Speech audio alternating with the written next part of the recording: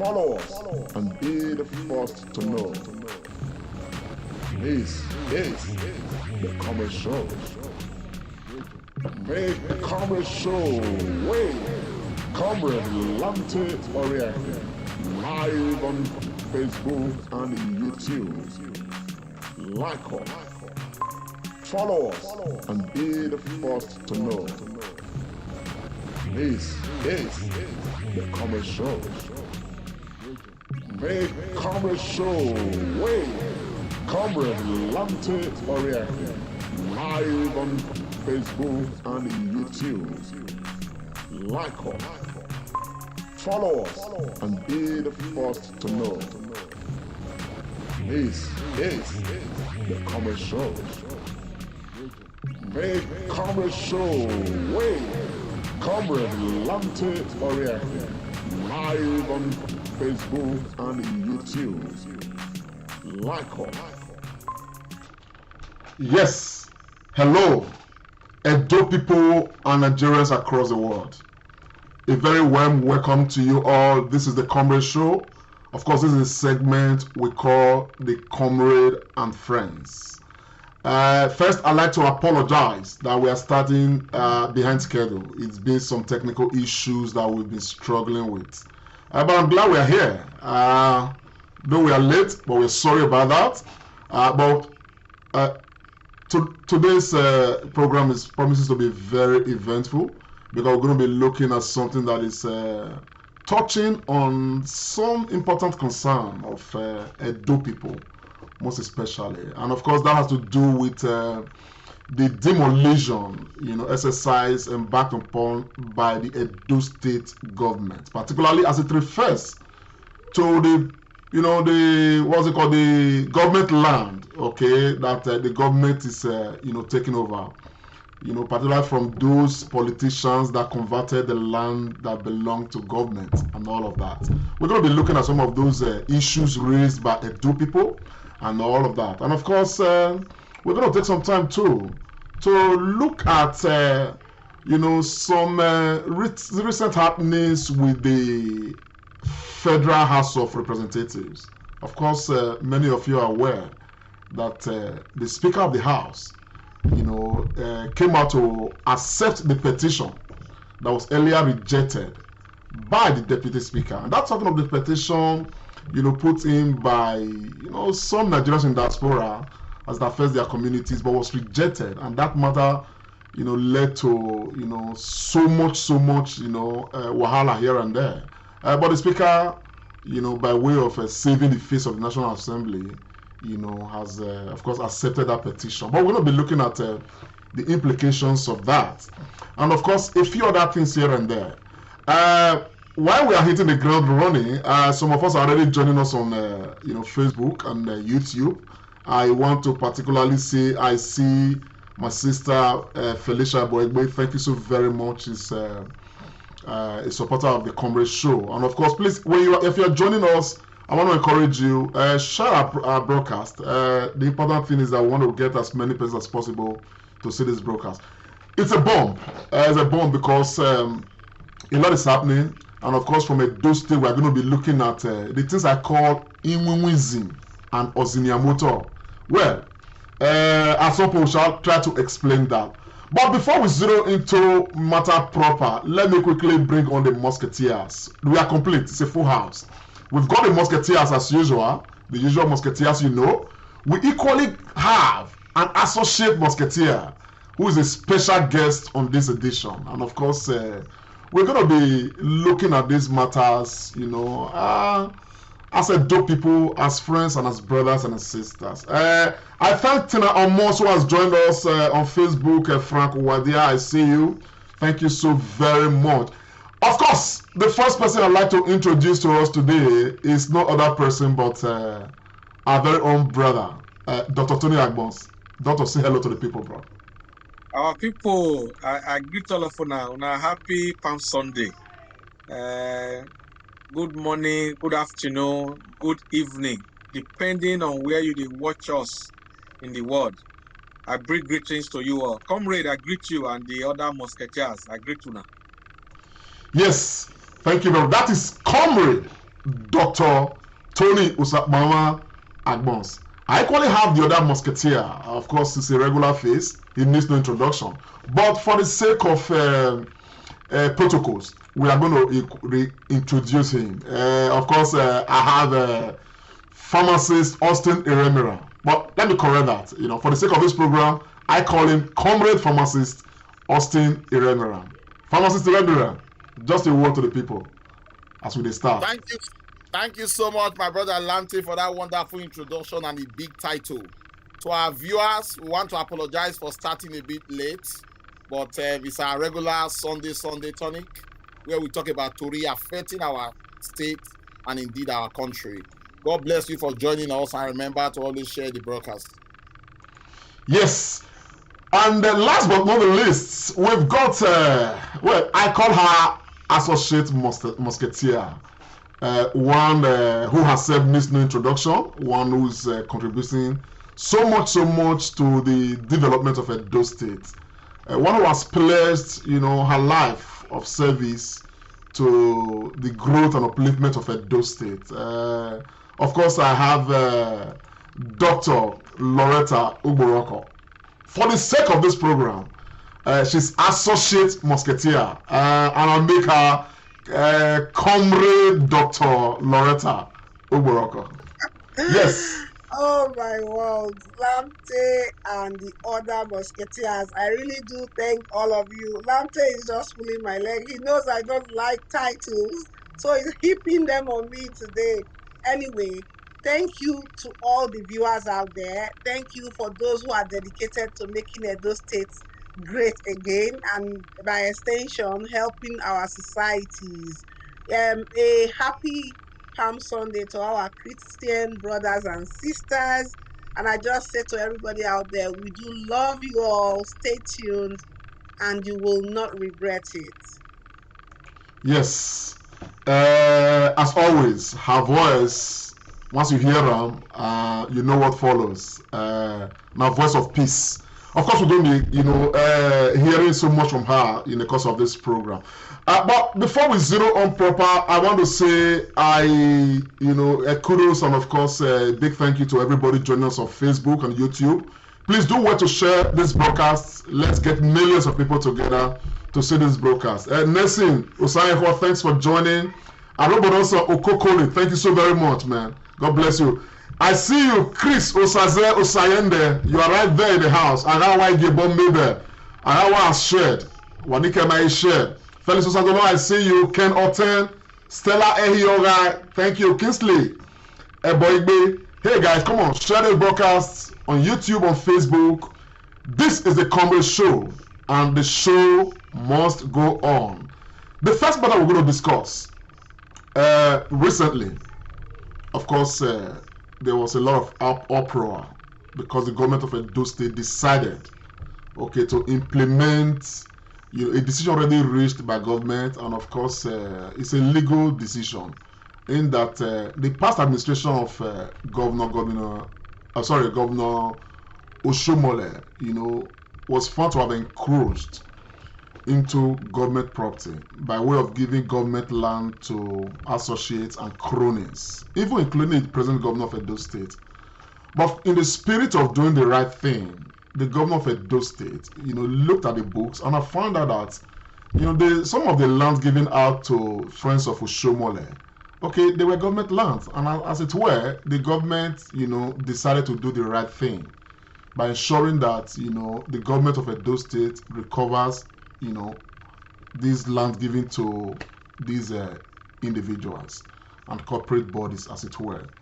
And as a consequence of that, after serving the notice and all of that, some of them did not heed to return this property of government voluntarily.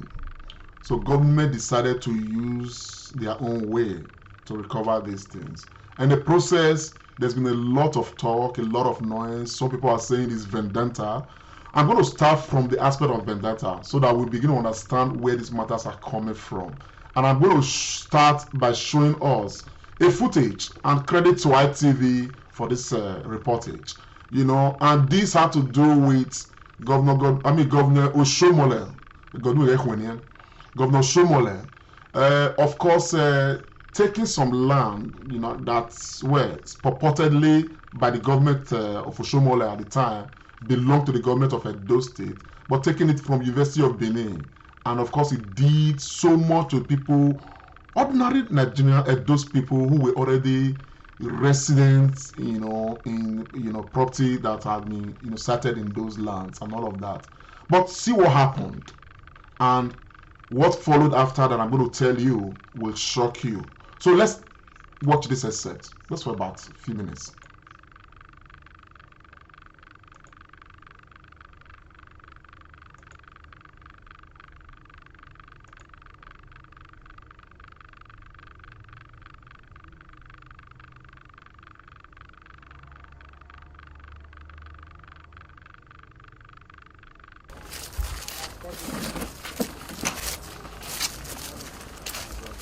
The look on the faces of the displaced occupants of the affected buildings could best be described as devastating as they salvaged what remained of their property from the rubble of the affected buildings. Houses which occupants were said to have traveled for the Christmas celebration were left at the mercy of the weather. The displaced occupants, while counting their losses, expressed sadness at the incident and wondered why the state government decided to violate court processes and vent anger on their place of abode, thereby leaving them homeless. They said most worrisome is that they were not served quit notice before the demolition.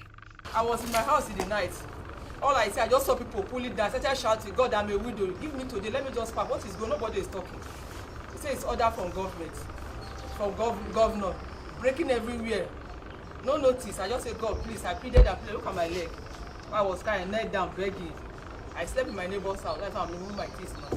Sound went into our soup. The food we prepared for the week is gone. The pots were demolished. We are human beings, we are not animals. And this is democracy. There's no democracy here now. Even when the armies were in charge, they can't do this to fellow human beings. And we are even neighbors.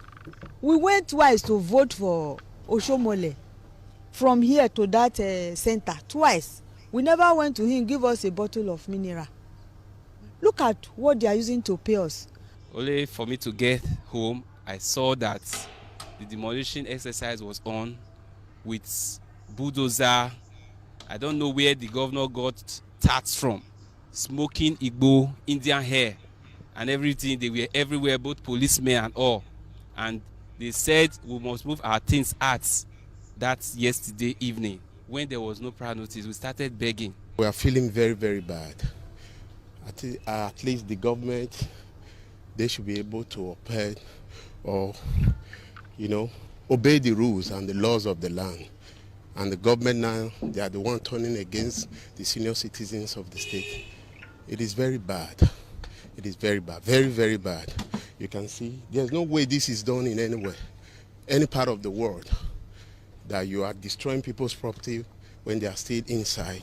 Reacting to alleged insensitivity and disobedience of court proceedings by the state government, the Commissioner for Justice and Attorney General of the state, Barrister Henry Idahagbo, said the state government acted on court judgment dated 16th of December 2014, adding that what the state government did was to take possession of its property and not demolition as alleged in some quarters. Barrister Idahagbo further stressed that the state government did not receive any stay of execution or notice of appeal. While counsel to the state government on the matter, Austin Omonua, SAN, told the line of the Justice Commissioner, but maintained that he is not aware that the houses have been demolished. And even if we are served of their notice of appeal, they did not file a stay of execution of the judgment of court. We have no apologies whatsoever. We have no regrets whatsoever. What we have done is in accordance with the law. This is the judgment written by a judge, one of the best judges we have in the state.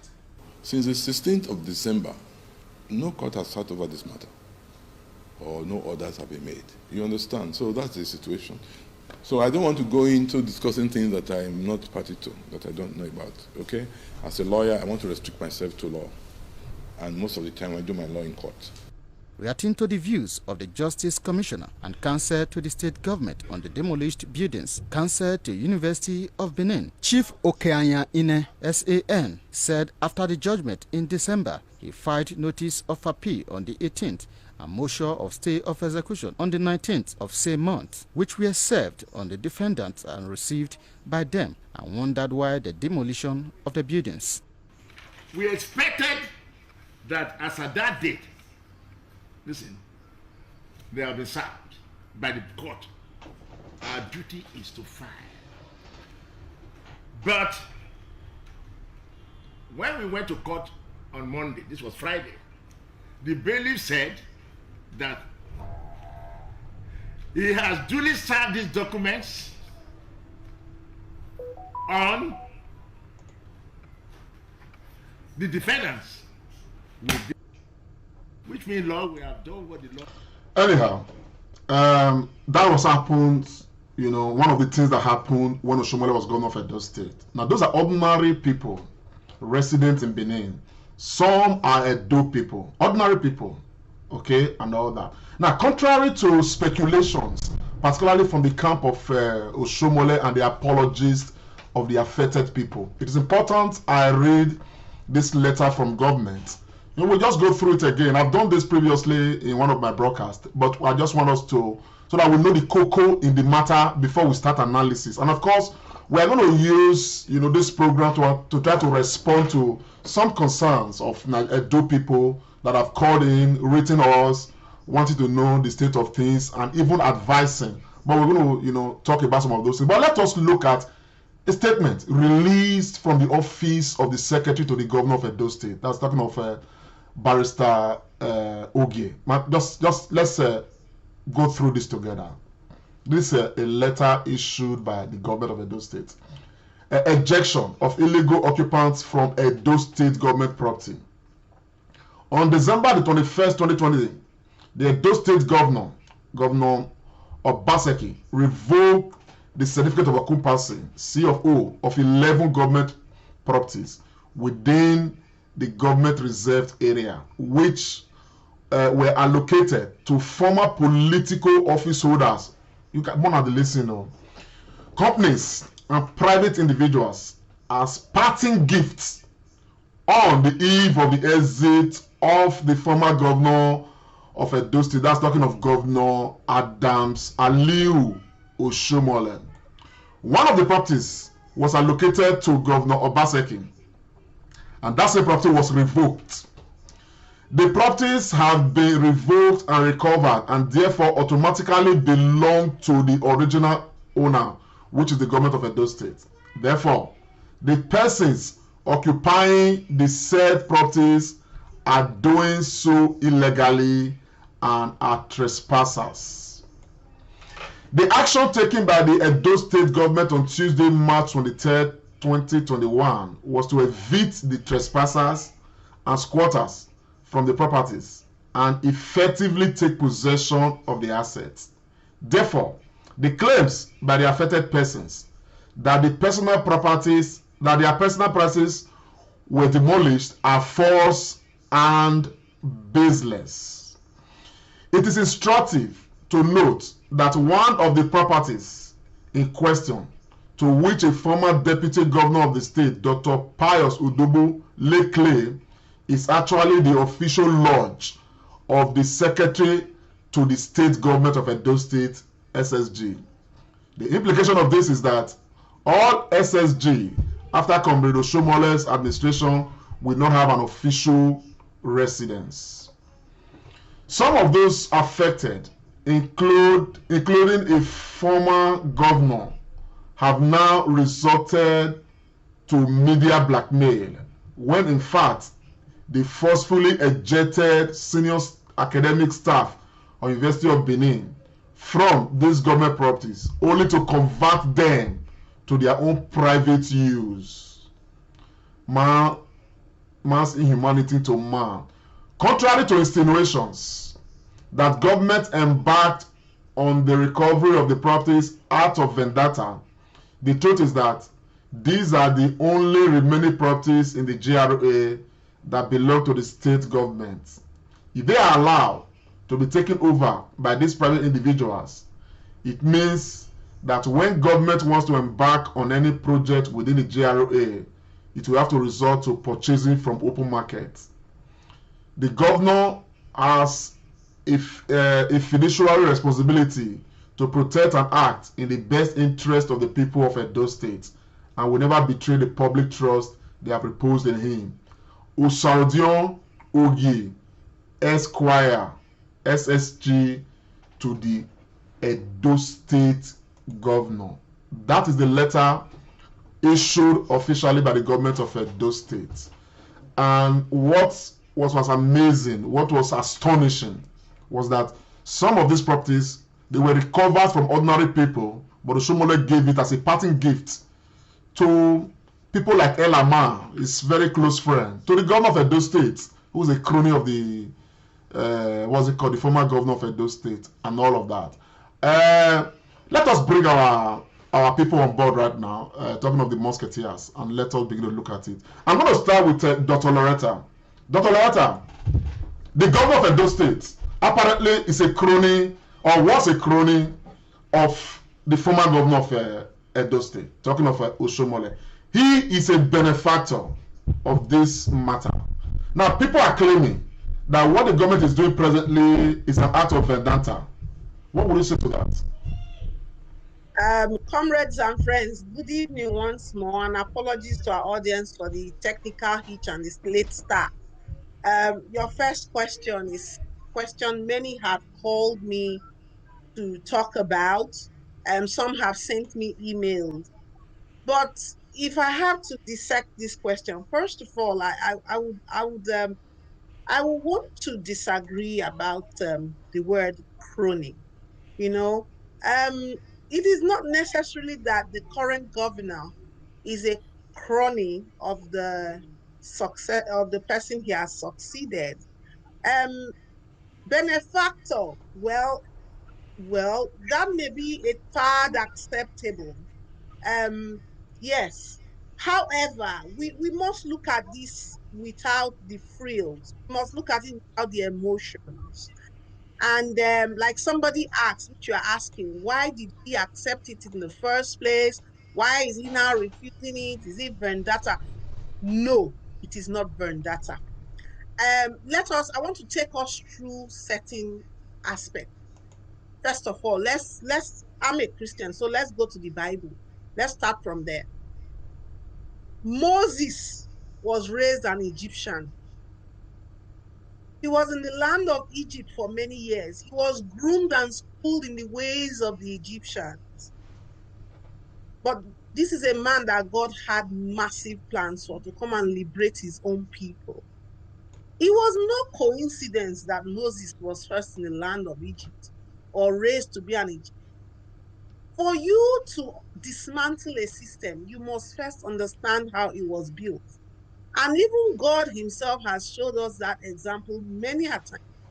But Moses is the most glaring.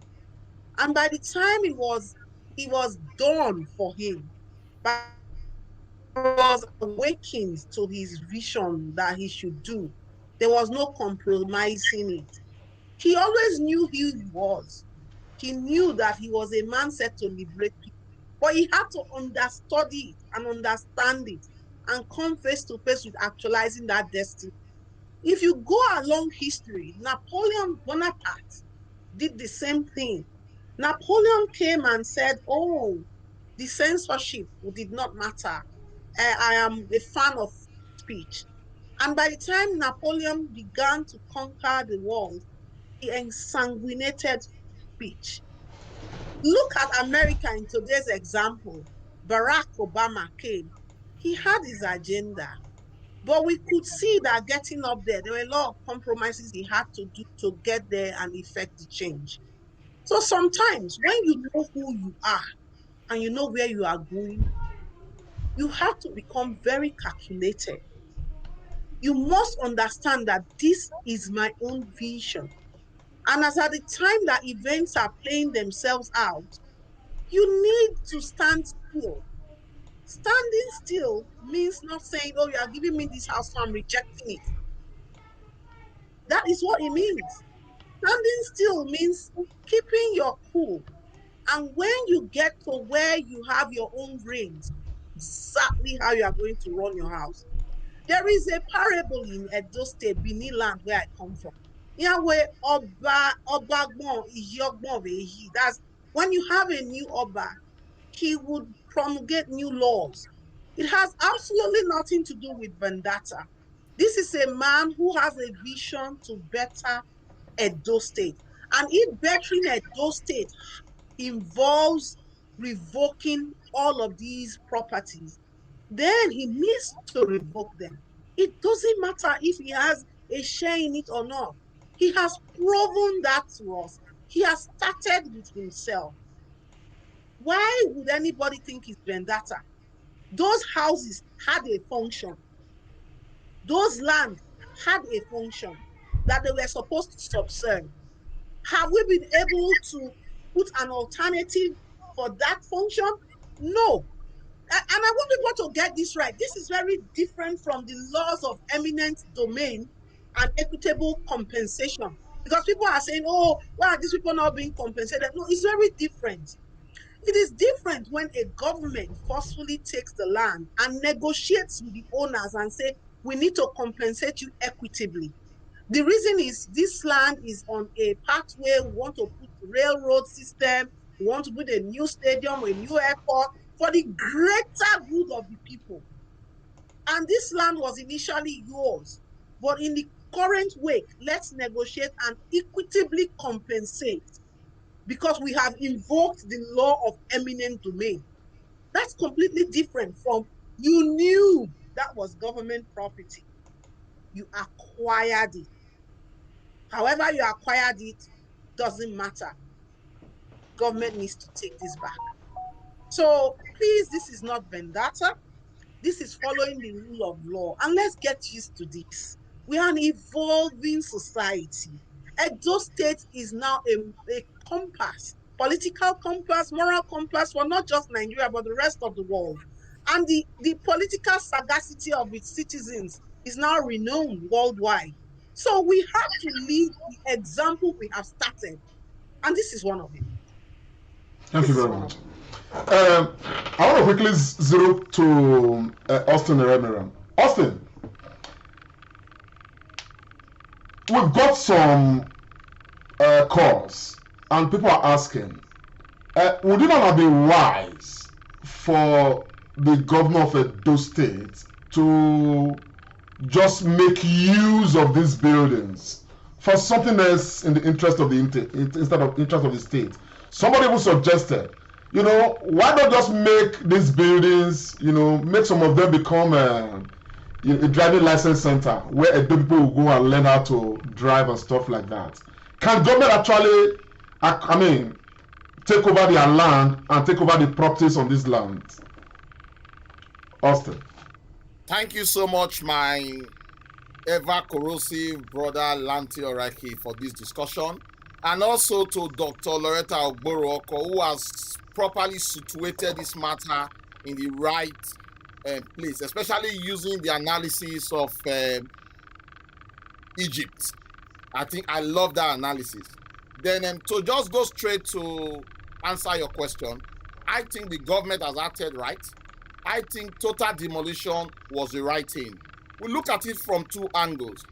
If the government has taken ownership of the land and the property itself, it therefore means that those occupying the property now who built on it have a legal right to then take the government to court that they are using their own property on the land that was not theirs. Then that will not cause another problem.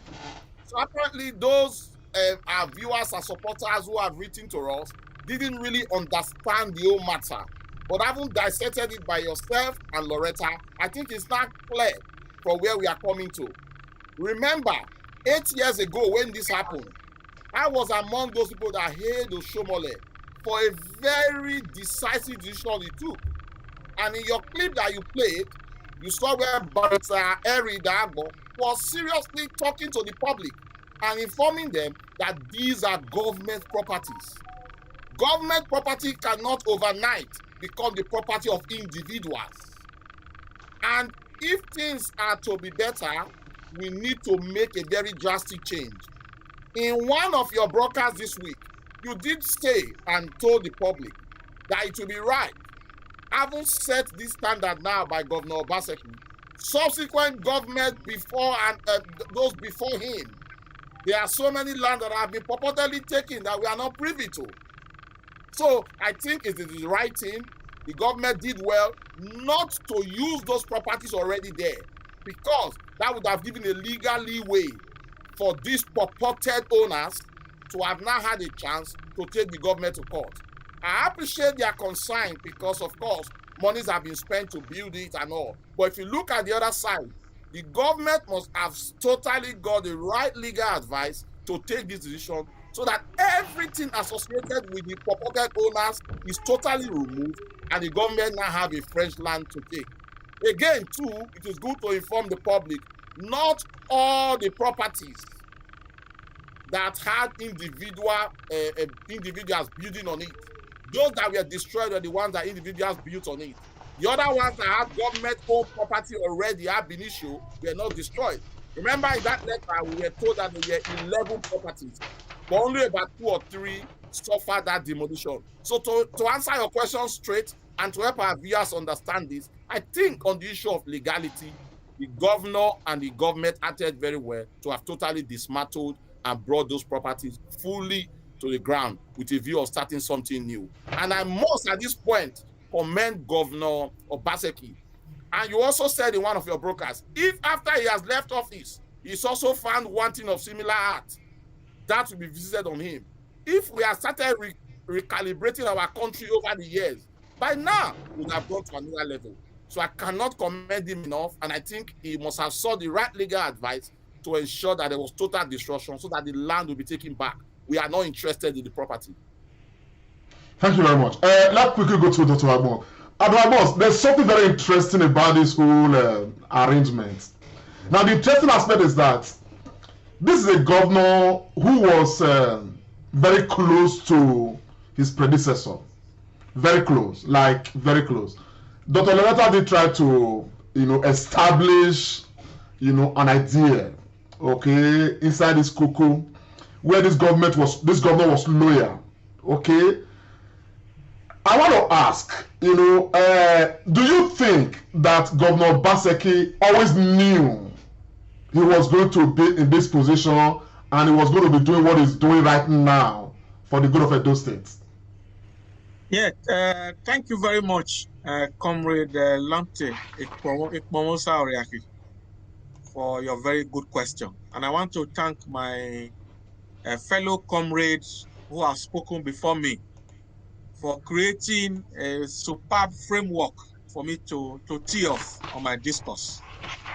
And I wouldn't want to belabor our viewers who are watching and listening, with regards to what they have already said. Like Dr. Loretta posited, we must begin to understand the leadership style of the current governor of Edo State. We must begin to understand that. And when some of us, when we speak, people say, "Oh, you are sounding patronizing." This is not being patronizing. This is, look, people have always said it. We cannot, like Austin just said, we have to recalibrate our system. And recalibration is all about taking decisive action so that you send a message to wrongdoers who may want to do it now or in the future. I must tell you, this is my own evaluation now, critical evaluation. Governor Obaseki knew that he was going to do this at some point. But being smart as it is, he had to play ball. He was also a beneficiary of this largesse that was done by former Governor Adams Oshomole. So he knew.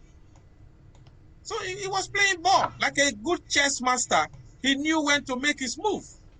Look, my brother, how can, like Austin said, we all applauded Adams Oshomole, our former governor, when he took that land from the University of Benin. Even the VC of the University of Benin, he was affected. The Vice Chancellor was affected, Professor Oshodi. And we all said, oh, Shumole, thank you, well done. Oh. We all praised him that time. So, not knowing that he was doing all that, to be able to have land to share to his lackeys, and he shared it. So I'm sure one of the reasons why the land even got to Governor Obaseki then, as at that time, was just, okay, make you not be like, say, you know, reach your hand, though. You know how politicians, they do things. And Obaseki strategically and tactfully, you know, yeah, he kept it in his stride. And he was waiting for the right time to strike, which he has done now. I, for one, I want to tell Edo people, we must commend the courage and the boldness of the governor now for taking this step. And like you said, you read in that letter, the land was not just given only to individuals, it also got to some private companies. This is wrong. This cannot be. So the governor, instead of receiving criticism, it should be highly commended. We need to encourage our leaders to do the right thing. It cannot be business as usual. If some of the errors we have now had been corrected previously, like Austin said, we will not be where we are today. We are on a high trajectory now, and everything must be put right. So the governor, I must say, from me personally, kudos, Governor Obaseki. Well done. Thank you very much, Dr. Agbons. I will come back to my very elegant sister, Loretta Morocco. But before I do that, let me quickly state this, just for the information of our, viewers. Some of the people affected, some of those who benefited from Oshomole in this land gifts, as it were, government land gifts, they include the governor himself, Governor Obaseki, the former deputy governor of Edo State, Dr. Pius Udobo, and the member representing Onwa Federal Constituency, Professor Julius Ihomire. Others, that were issued this sea of O's that have been revoked by the government of Obaseki, include one top official of the federal government joint tax board from Edo State. That's talking of Chief Oseni Elama. I will talk about Oseni Elama. Oseni Elama was the central bank of Oshomole. He was the net center of all the Agiere, coming from everywhere, revenue generation everywhere. He was in charge.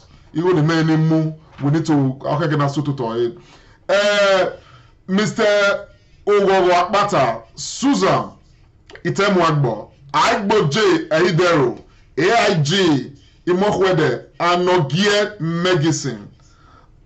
Affected corporate bodies include CA Aliu and Company Limited, Bismarck Bimsec Venture Limited, and Sharon Properties.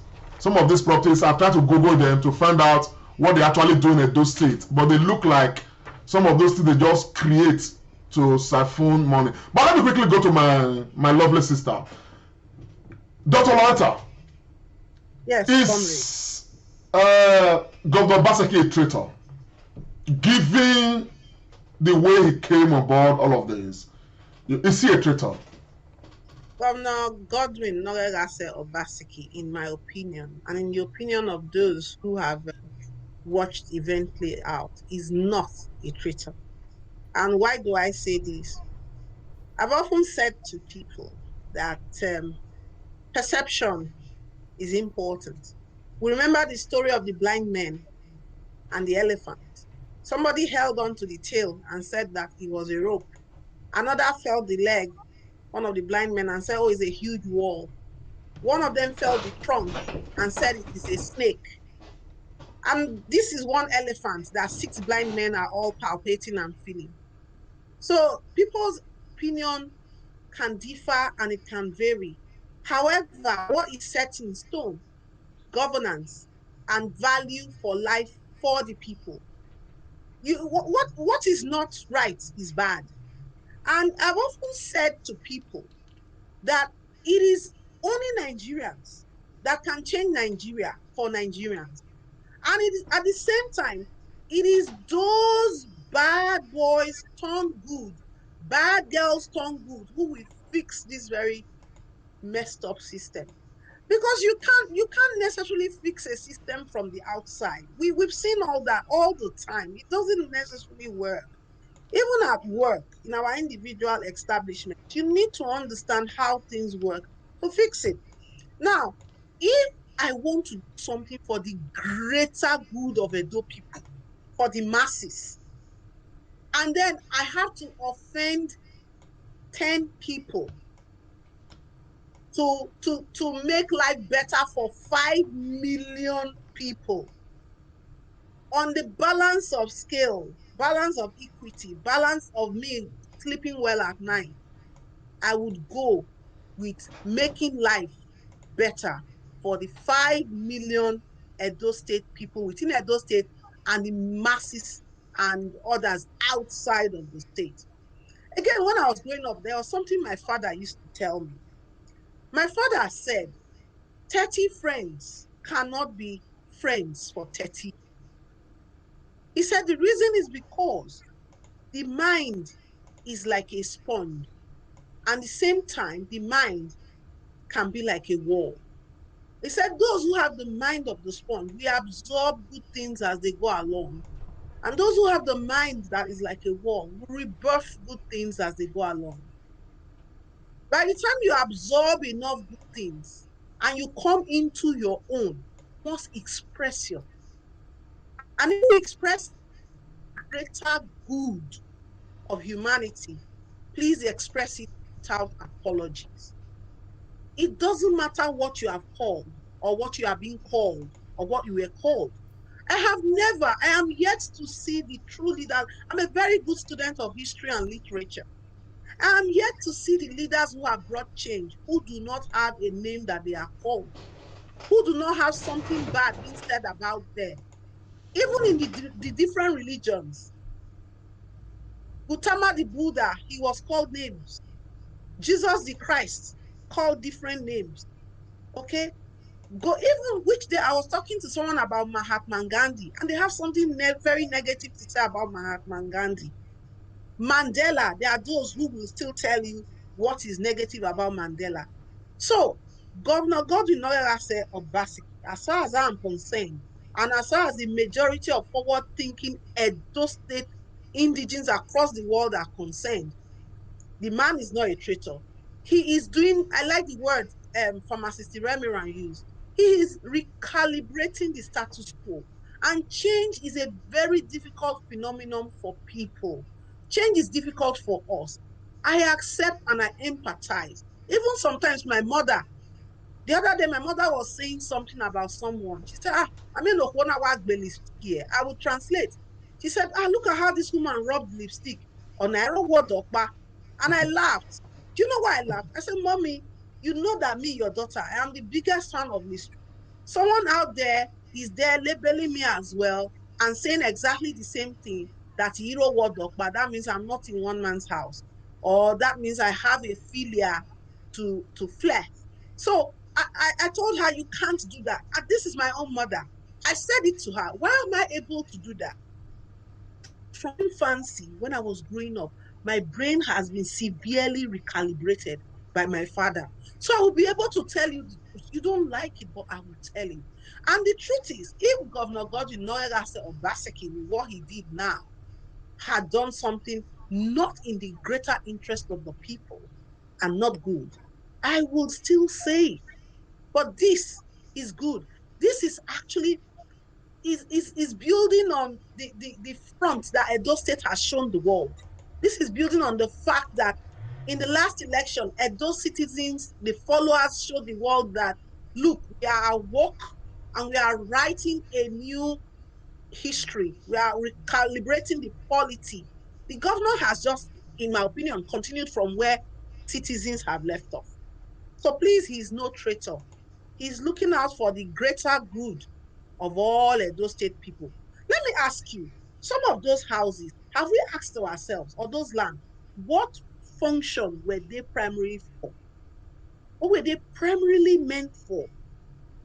And what use does it subserve an individual to own the whole world?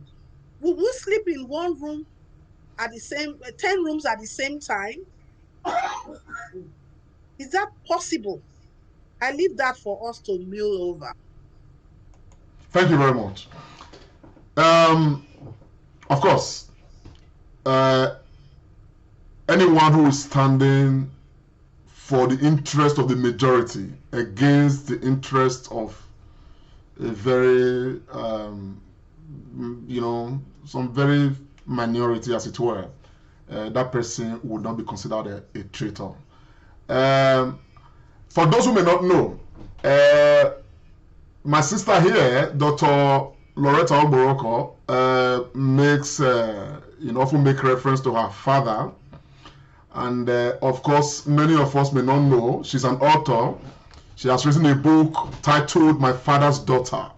And I'm sure that you can find that book, you can find it on Amazon. You can order it, and it's a very good book. Some of us have read it, and we love it. You're going to learn a lot from that book, My Father's Daughter, by Dr. Loretta Ogboroko. It's in Edo State. It's in Edo State as well. It's in bookshops, Well, you can get across to us, and of course we'll, lead you on how to get the book. But that's just by the wayside. Let me quickly go on to my brother. Now, this time I'm going to start with Dr. Agbons. Agbons, I want to hear from you, okay? This same matter, this same question. From your perspective, looking at how Obaseki came through the ranks of Ushomole and all of that, is now governor of Edo State, all that happened and all of that, with what is happening right now, is Obaseki, Governor Godwin Obaseki, a traitor? I think Dr. Loretta has said much about this. Not by any stretch of imagination. He is not a traitor. I believe his governance style is something majority of our people are not used to. And that is why you see the numerous challenges he had to grapple with during his first tenure as governor of Edo State, which led to all the issues he had with his former political party. Those are things that have been recorded in history for people and generation yet to come to read. So I'm not going to bother our people with that. So, but I think situating what has happened now, I want to say that the true traitors, that is what we should even be talking about. The true traitors are those who have, taken our state as their own estate. I say it again.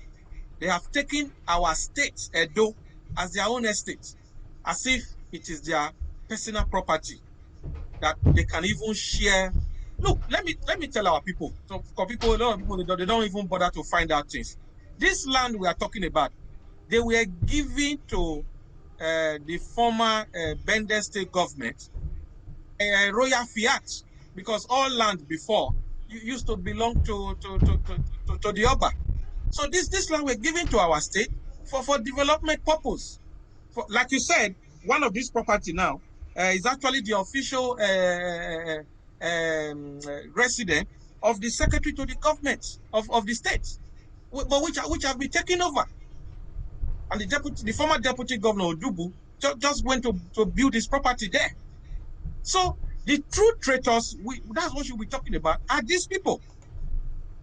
Okay, look, I would have been really excited to hear that the moment the governor revoked the certificate of occupancy, the C of O, in December last year, that these people, we will be glad now to hail them, to say,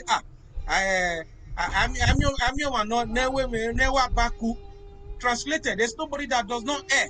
Oh, I accepted this property in error, so I willingly give it back. So that's what we'll be hailing them. That, oh, we forgive them for their error. But these people, they still have it to be crying wolf, whereas they are very much in the wrong. So these are the issues, comrade, I think we should be talking about. They are the traitors. So the governor has put his foot down. He has done the right thing, and we should all applaud him for it. We should applaud the governor. Yeah, go ahead, man. My fellow comrades, Tonio Sakbana, well done. We should applaud the governor. You were saying, I can't let this moment go. Someone just sent a message to my phone now. He's watching us live. He said, Loretta, you are saying taking the land back and the properties back for the greater good of the people. Can you explain that? Because I do not get it. Now, let me explain quickly, just 1 minute. If the house or residence of the SSG, for instance, that was taken over is one of these. Please, anybody there, take a simple pencil or a biro. The SSG is now having to be put in a hotel or a rented accommodation paid for by the government. And let us say this costs 1 million in a month, just 1 million a month, for instance. Multiply 1 million by 12 months. That is going to be 12 million in 12 months. Now, multiply that by 3 years, for instance, that's 36 million. Please tell me, if we plowed that 36 million into Edo Best or the project in health, for instance, what do you think would happen at that point? Would that benefit Edo State people? If we even took this 36 million and went to the markets, and we went to go and build toilets in the markets for the market women, does that benefit Edo State indigents? I'll leave that there for people to think about. Okay. It's just getting better and better. I want to come to pharmacist Remira. Pharmacists. Still on the government of Edo State, because some of this is good we try to talk about them because people are talking about them. Looking at how the government came on board, okay, I did ask Agbons earlier, and I asked him to know, looking at how the governor came through the ranks. Of course, he was a benefactor of Oshomole and all of that. But from what we see, it's a governor who means very well for Edo State and is doing, is working the work at the moment and all of that. For the people who mean well for their states and for their communities, should they join them to beat them? Because what we can say of Governor Obaseki is that he has joined them effectively to beat them. Should everybody who mean well join them to beat them for the overall good of the people? Austin. Thank you so much, my brother Lamte. Well, I will answer your question in 2 ways.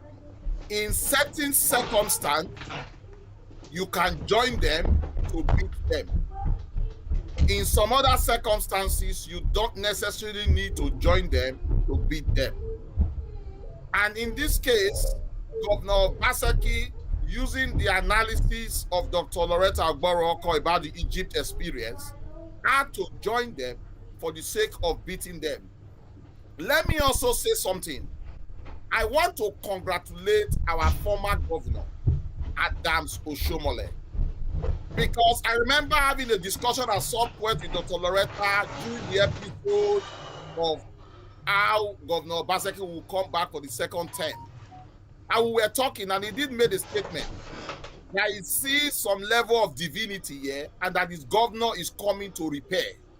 I am taking that to another level now. I think there is something divine that the former governor of Edo State, Adams Oshomole, saw in Governor Godwin Obaseki. But what he didn't see was that now he didn't know that Governor Obaseki, when he becomes governor, will not dance their dance anymore. But I believe at every meeting, at every ESCO discussion, he saw something unique in this man. Remember, in case our viewers have forgotten, Governor Obaseki was not the chosen candidate and the anointed candidate by Oshomole until 11 months before that election, in case we don't know. So there is something divine and unique. And because this guy is different, his style is what we are seeing now. So my viewers, we should in secret places commend and pray for Oshomole. That moment where he took that decision to say Governor Obaseki will be the person that will take government after me. That was a divine implication. But the difference now is that Governor Obaseki, ab initio, already have his visions and plans. And that is what you are seeing. If not, it would have just been government as usual. Do your own, chop we chop, chop make I chop. And if those in Edo State that before never supported Godwin Obaseki, I think with this decision now, should now begin to see, oh, had I know I would have. Thank God he won. Because anybody that comes to leadership position to do what is different and unexpected, you know that that person has got a purpose and a mission. And I think Governor Obaseki is living that. I met him some 2 years ago. I haven't listened to him talk. I saw something and I saw a vision.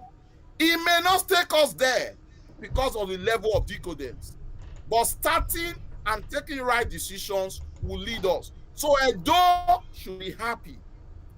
We should be happy that we've got somebody that is coming to rewrite history, to recalibrate and bring that change. Loretta has explained just now about the incident of just having only the SSG's residents. I also understand that people like me and you who will come from afar to Edo State, we don't necessarily need to stay in the hotel. There are properties that we can lodge and pay stipends even to the government. But these have all been taken. The visionaire Ogbemudia saw all this. Hence, he used all his power to take those lands from royalty for us to use. But now the entire GROA has all been shared. And if we dig deep down, there are even more and more and more lands that have been forcefully taken. And while you were talking, you read out the names of all these people. They are not poor people. They are not hungry people. If the land was taken and given to me, the Talakawas of the society, who would have fed for them? But this land is taken and given to those that already have, that probably don't even need it. Deputy Governor Odobu was not even staying there. It's one of his relatives. Why confiscate it? If government is to serve the people, why should we have our pocket? And that's what you are seeing. So every day, we should say a prayer for Governor Obaseki, for God to continue to fortify him, and that he never derails from this vision. He will not take us there, but he will set a base for subsequent governors after him to have something to do. And he's already shaking nerves to everybody. The next governor, even himself, will be careful not to give even the pen of government to somebody that is not meant to use it to write. So he's setting Edo State in the right place. We cannot commend him enough. And again, if the decision of the governor today makes him a traitor, I like that type of traitor. We need smart traitors because they are working for the good of the people. Traitors for the interest of Edo State. I think I like that kind of traitor as well. That's a good one. That's a very good one. He may not take us there, you said, Austin. But he will lead us to see the promised land. My sister Loretta, is Governor Obaseki the Messiah we've been waiting for after Ogbemudia and Ali? In my opinion, I will answer a straight yes to that question. And I will answer it from two angles. The first of all is, some of us do believe in reincarnation. And if we say that an Obaseki did things that people in history think may have not augured very well for those states, in reincarnation, the same Obaseki is back to come and fix whatever it was that wasn't done. And you see, this is the divine thing. And Austin has alluded to the fact, I've told him that before. It's so divine. There's not much anybody can do to stand in the way of the divine action of God. It's like a tornado, a tsunami. It takes out everything in its way. in ways that mere mortals cannot comprehend. The other angle to it is that you cannot keep doing things the same way and expect a new result. You see, let me. I would I would say this with an example. I'll give you a current example in my own personal life, perhaps because I'm also a teacher. But as I'm giving this example, there's something I want to say. Governor Godwin Nogagase of Baseki is in no way, I'll make that clear to everybody, because none of us are. We are all a work and a work in progress. As my late friend Neka Okaro has often said, may God rest her soul. She died only 2 weeks ago now in a car crash. But that girl kept saying it. We are all work and work in progress. And if we want to make that progress, we keep striving for it. But that doesn't make us perfect. People must get that right. God doing no one has Obasi is not a saint. None of us are. However, we cannot keep doing things the old way and expect new results. And the example is this. A few months ago, about coming to a year now, or just over a year, I was in theater with Douglas Chukwuemeka Oko, one of the consultant neurosurgeons in Nigeria, who happens to be my husband. He had a very, very bad case, what in medicine we call a patient in extremis. That means that patient was about to die if something was not done within the next few minutes. And there was this junior doctor who maybe didn't comprehend what was happening, but she took it with a lot of levity, bless her soul. Now, I was in theater that day, I scrubbed up. And in theater, the surgeon, who happens to be this man, Mr. Douglas Chukwuemeka Oko, asked for this. The doctor to help was not there. Asked for that. The doctor to help was not there. He went ballistic. He went ballistic and he used the swear words. And he said he wants that doctor here now. This patient cannot die on me. It was really tense. And the junior doctor started saying she wanted to go out of theater. She was angry. She was upset. Insana claims these are not done.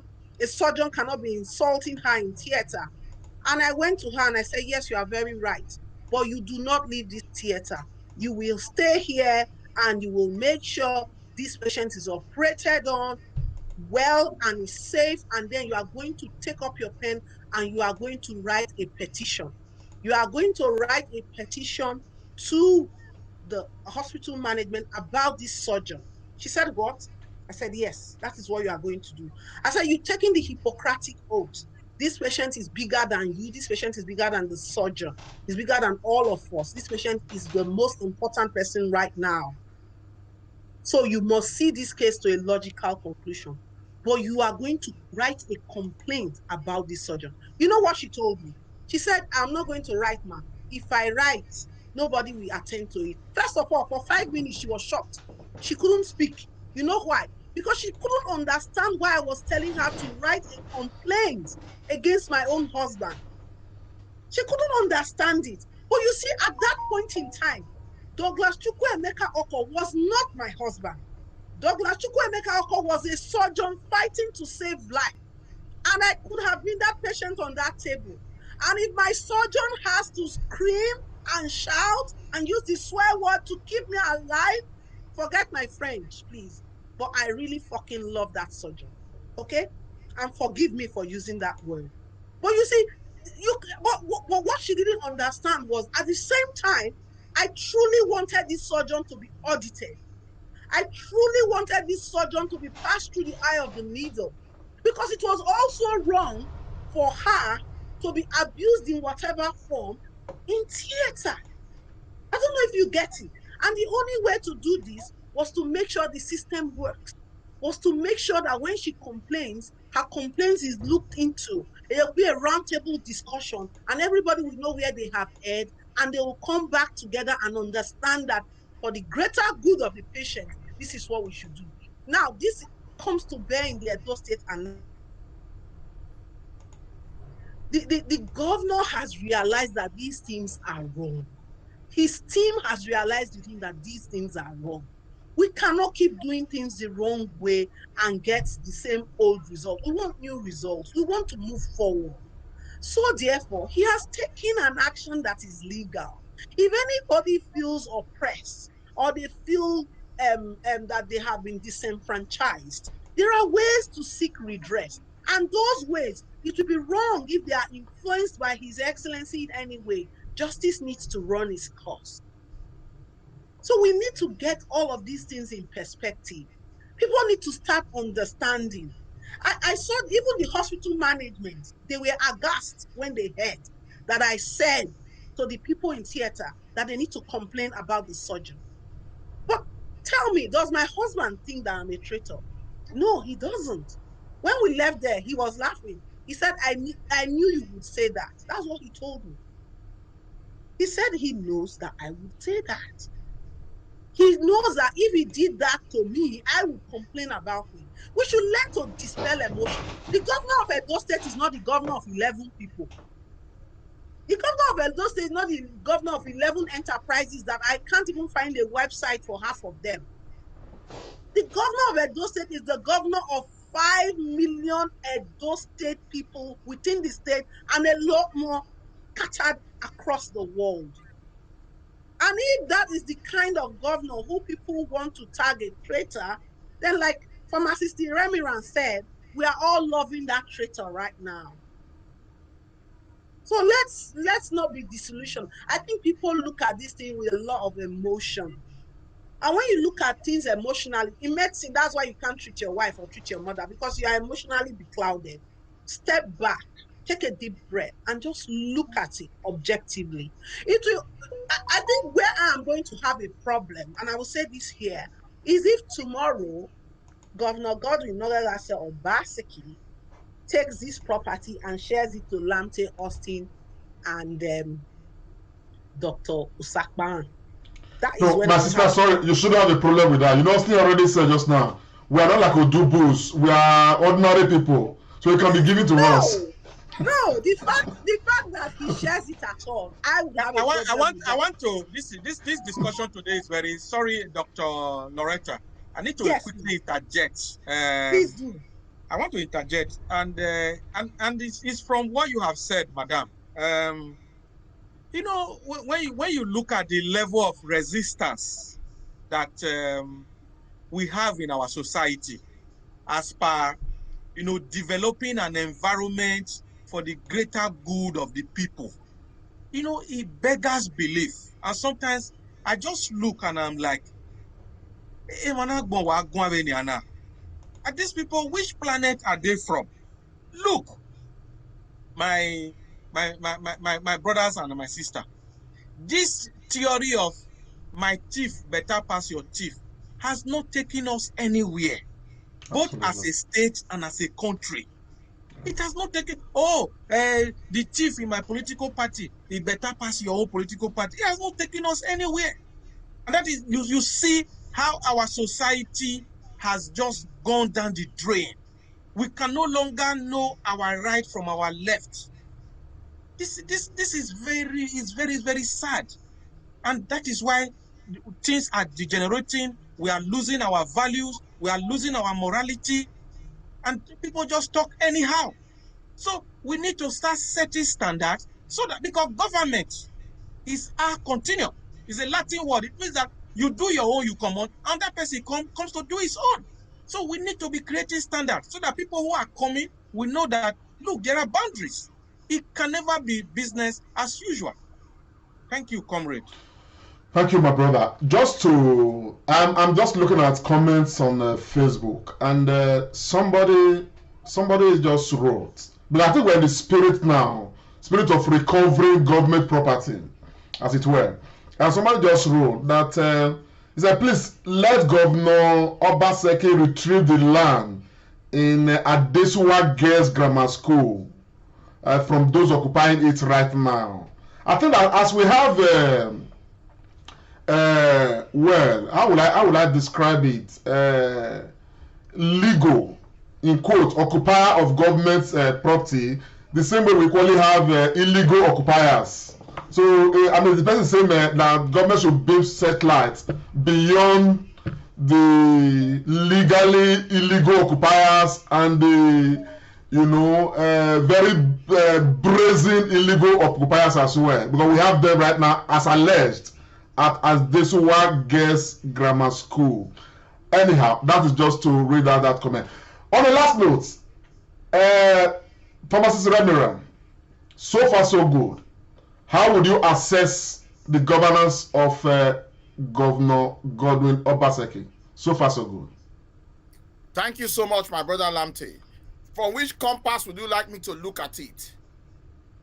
Because from every compass that comes to your head, sir. I will say generally, because he's doing something that we don't expect and like, I will mark him very good. Our country has been seriously bastardized. If I come and do what Oshomole did, I think I have not achieved anything. Because our people have become so poor and ignorant, not of money, but of knowledge and what is required of them, their compass of judgment becomes a bit obscured. Looking at comments from our people, oftentimes when we talk about Governor Obaseki, we are often labeled as people that have been giving money. People only see government that do roads and create some things that are not supposed to be yardstick for us to measure. In the climate where I live, we measure government based on policies and how well they carry these policies forward. It's only in Nigeria that I promise that I will do roads, I will give you light, and I will end up in all my tenure still not do it, and another government will come again and campaign on that. So for those people at that level, they will be saying, do roads, build this, build that. You can do 20 roads that are not done to even sustain life for about 5 years. After then, it goes away. So for that, Obaseki may not be doing very well. But what I like about him that makes him get over 90% from me is building structures and infrastructures on ground. That is why I said he will not take us there, but he's setting the standard and creating the road to take us there. Let me ask you a question. We've been told today that these people got C of O. Lamte, who processed the C of O? Are they not workers? Are they not people in the ministry? Did they not know that these lands were for government? They went ahead and quickly processed that C of O. I am processing the C of O right now for one of my land. One of the requirements is that you have to see where all the traditional rulers are not signed to say that it was given to you. Do we have those documents? Were they kept? But because our system is already skewed, all the processes will all be bypassed. The delay in many things at the moment is for the greater good of the 5 million people living in Edo State. I don't even expect Obaseki to build roads. I expect him to create infrastructure and enabling environments that will help subsequent leaders after him to build. But because our people, by no fault of theirs, are poor in reasoning, infrastructure, wealth, knowledge, then the basis to judge the current governor becomes a bit substandard. I mark Obaseki good. I want to encourage him, and I give him my prayers every day. To change the narrative, he has to go through fierce battles. And winning those battles for me is more than achievement. So that when the next governor comes, this battle would have been won and the building will continue. On infrastructure, I was told today somewhere called Ogobi has now been opened and is building another technical school there. All these things will take some time. So looking at that man and the battle is being through, we have no other thing but to give him support. On a general scale, I will rate him high, and I want him to do more because the standard with which I hold him personally is very high, and I think he's just only eating the drum now. I wish we can bend democracy and give him another 4 years after these 4 years. That would have been good, but we can't do that anymore. He has only 3 years. Kudos to him. Let him keep doing the right thing, and I want him to take Edo State forward. So I rate him a bit high, around 70-80%. Dr. Agbons, Austin has said a lot, and one of the things I'm going to take away from what he said, I may not agree fully, is when he said he may not take us there. I expect him to take us there. and at least take us to a level that subsequent administrations will continue from. So I think it's going to deliver, and the only thing he needs is the support of the people to take us there. So he will take us there. He has promised to take us there. He will take us there. Dr. Agbons, looking at the government so far, how would you score the government of Obaseki? Yeah, so far? I think Austin has said a lot of what I would have said. So, but the point I want to make is that because of past failures, there has been this huge disconnect between government and the governed. Not just in Edo State, I think the whole of Nigeria. There's a high level of mistrust, and that disconnect is there. So I think what Governor Godwin Nowellase Obaseki is doing is, like the word we have been using today, is recalibrating that and reconnecting with the people. And if you notice, his mantra is, "I'm here for the happiness of the majority, not for the few." Like Dr. Loretta said, Edo State is not for just 1,000 or 2,000 people who are highly placed, who are political elites. The state is for all of us. Look, I was writing for a magazine this last week, and I said something that our states need reoxygenation because we have been suffocated. Our people cannot breathe. Borrowing the word from America, our people have been strangulated for so long. Our people who are supposed to be eagles, they are now like chickens. They cannot fly. Edonaya yo, manemo gogo, manemano bobukie. We are not just like ordinary people because of maladministration, bad governance. You chop, I chop, comrade, like you said. So people don't even know right from wrong anymore. So I score the governor highly. He's building a system. And I also want to say, I will stand at the middle of this. He will take us there. And the reason why I will say that he will take us there is because he's laying a solid foundation. Our people, we are so used to razzmatazz. Hey, this is one governor that doesn't even make noise. So we are so used to it. So even the road, I think he's even building. The only thing I want to challenge is that those who manage the information for Edo State government, they need to be very proactive. They need to inform people. Thanks to the SSG for that letter you read. Until I also read that letter on the internet, I didn't know that was the case. So information is key. Let information keep going out. Because when people are not informed, they get deformed. That is my take for now, sir. Thank you very, very much. The same goes to Dr. Loretta. Of course, I almost know exactly where you are going, but I'm still going to ask. So far, so good. How would you score the government of Governor Obaseki? So far, so good. If the people are not informed, they become deformed. Tony, I'll keep that in my archives, and I will always reference you. Comrade, you see, before I score His Excellency on his team, I want to just say something about humans. As humans, we are very visual. There's evidence and documented research to show that we appreciate what we see.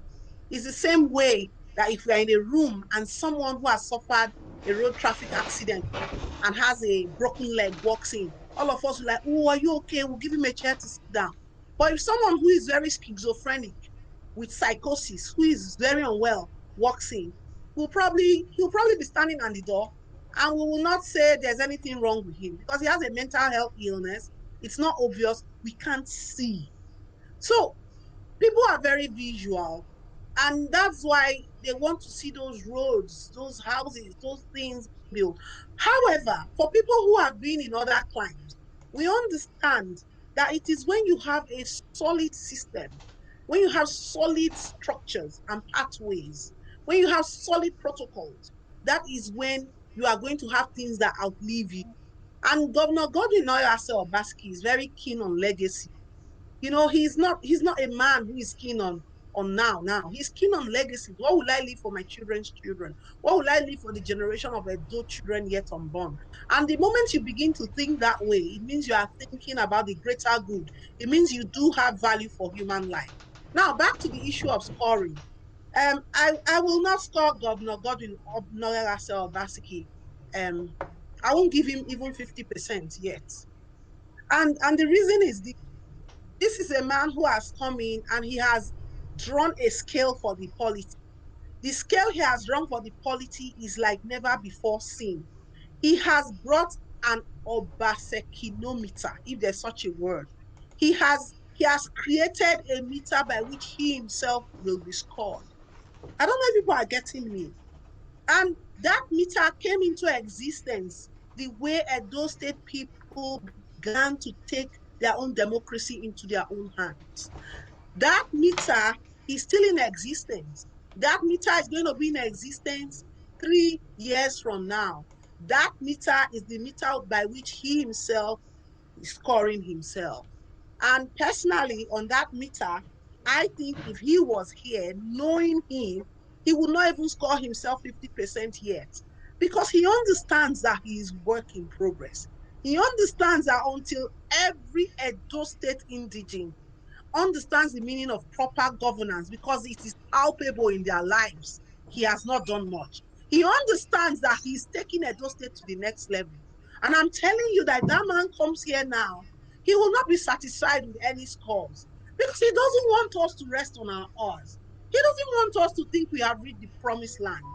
He wants us to know that we are all work in progress, and that we need to keep our eyes on the ball. There's no use scoring ourselves yet. And based on that, I would not be scoring Governor Godwin Noyase Obaseki and his team 50% even just now. And I am using their own scoreboard for them. That's the truth.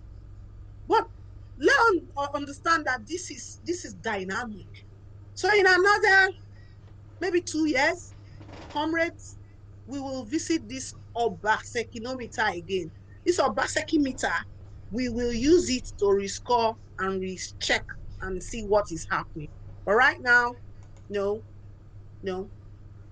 I've not scored him even 50%, him and his team yet.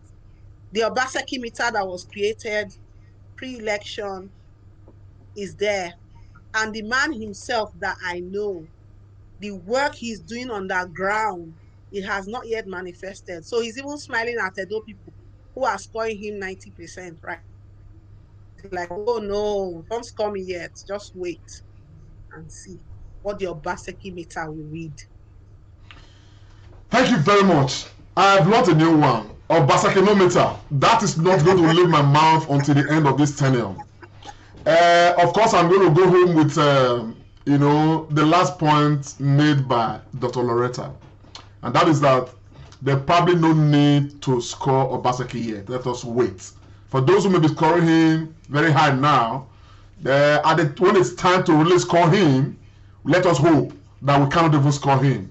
There will be no measurement, because Obaseki may not be a proper measurement in itself. That is what we hope. But on the last note, I want to ask, this may be inconveniencing, but I want to ask, Dr. Agbons, yes. Can Obaseki fail?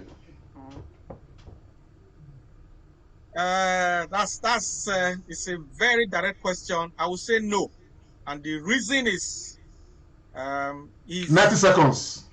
He's carrying a huge acceptability from Edo sons and daughters, both at home and abroad, and he would not want to fail.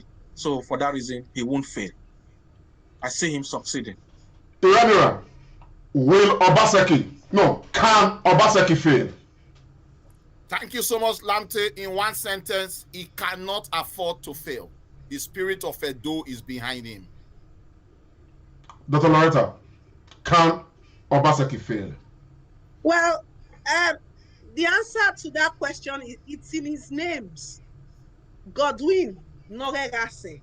There's no way the one who God's own has said it must happen. and God wins always. There's no failure in any of those names.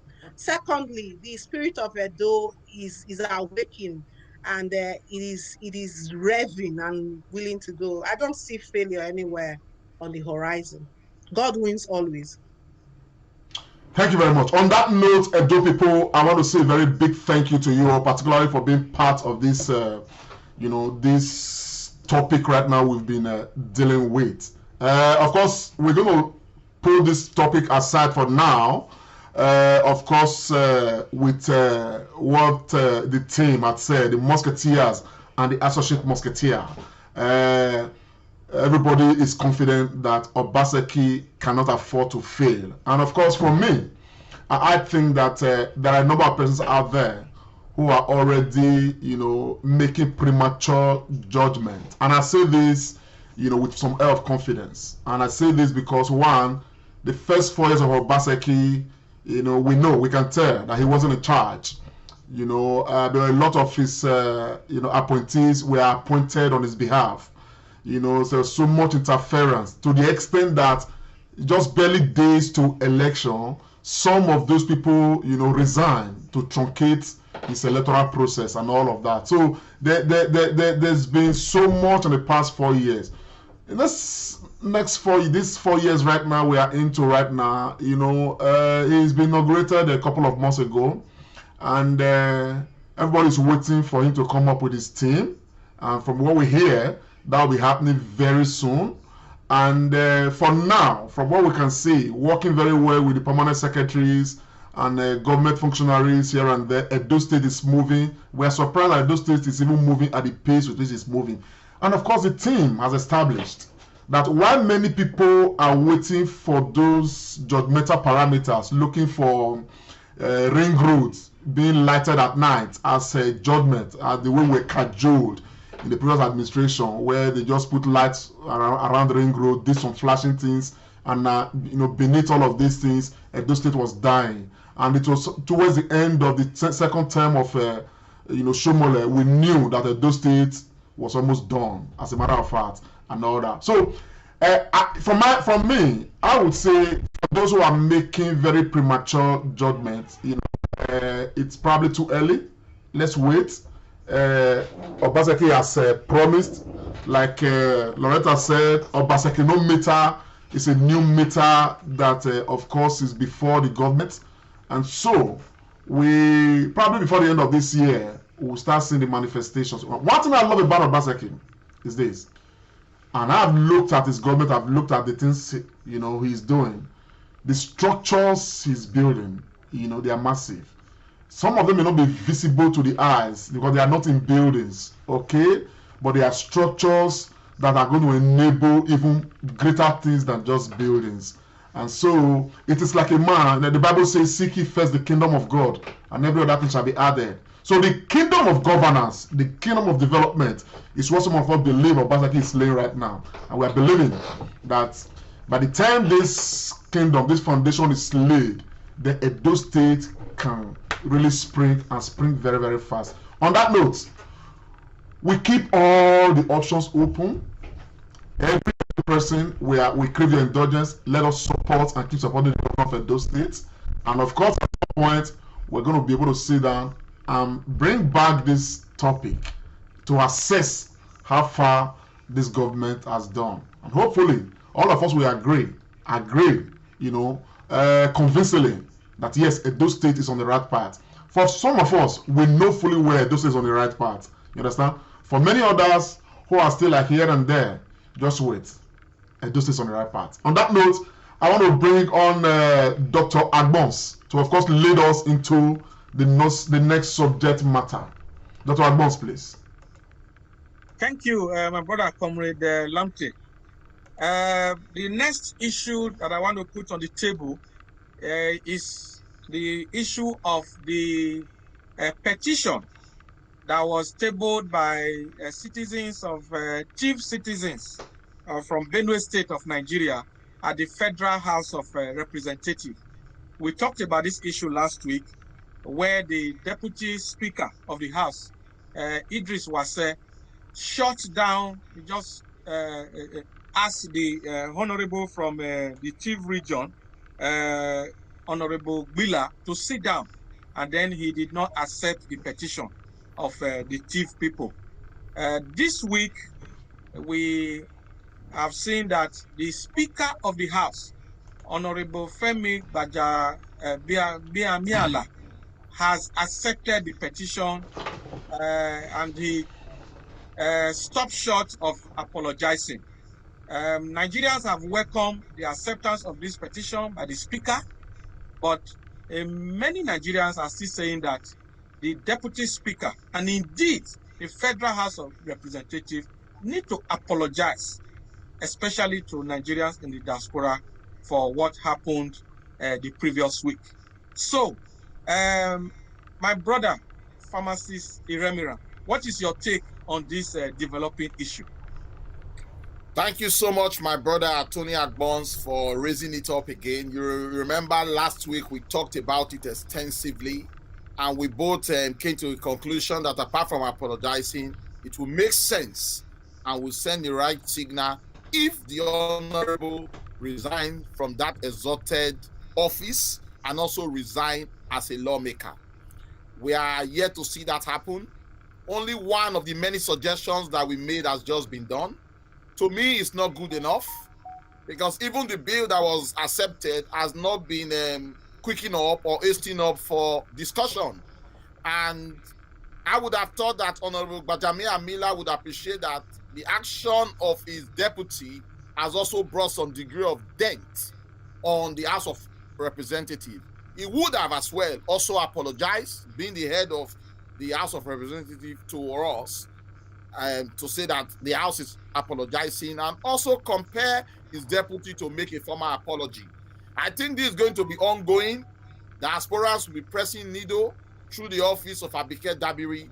We must not rest until the right thing is done. This just explains what we talked about before. Change is inevitable. Recalibration is the word, and we must see it happen here. Thank you very much, my brother, Comrade Pharmacist Iremira.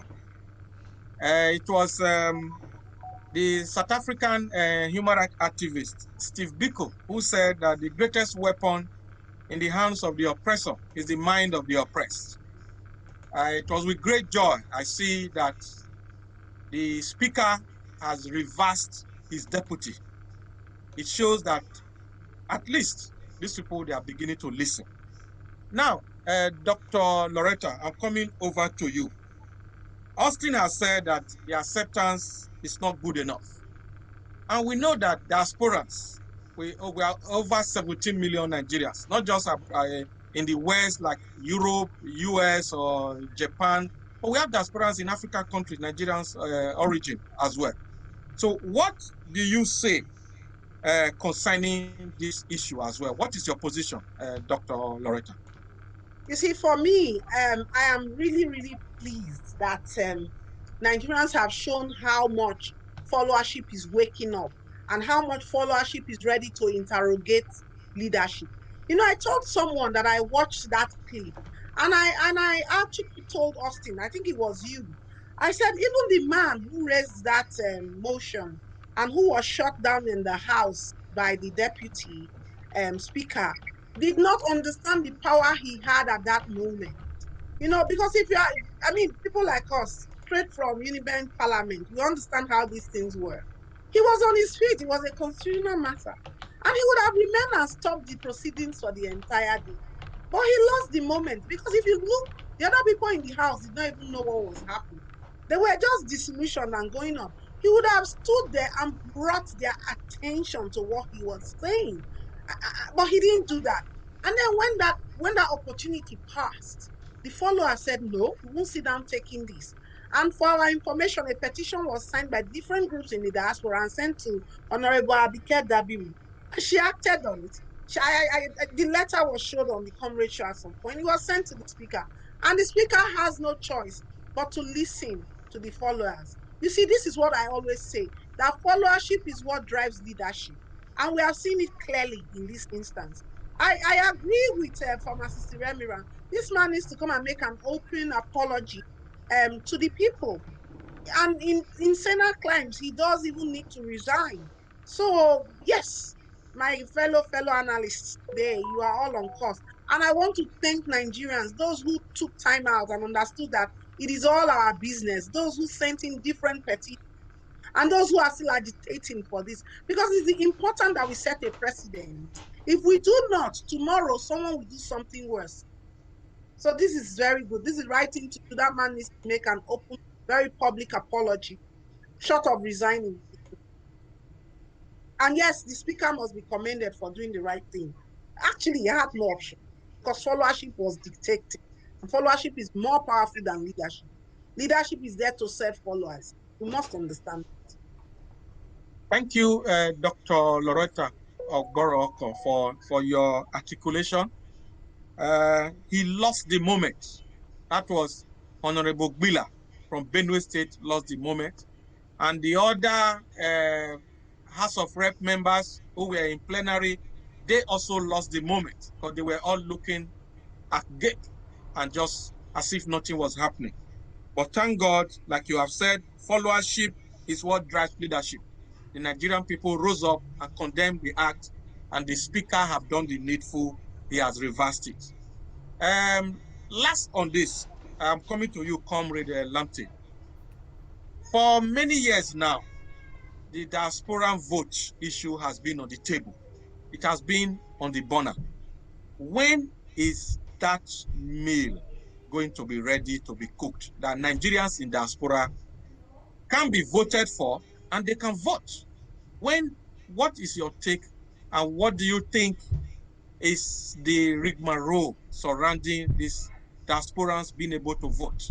Is it just all about diasporans remitting over close to 30 billion home?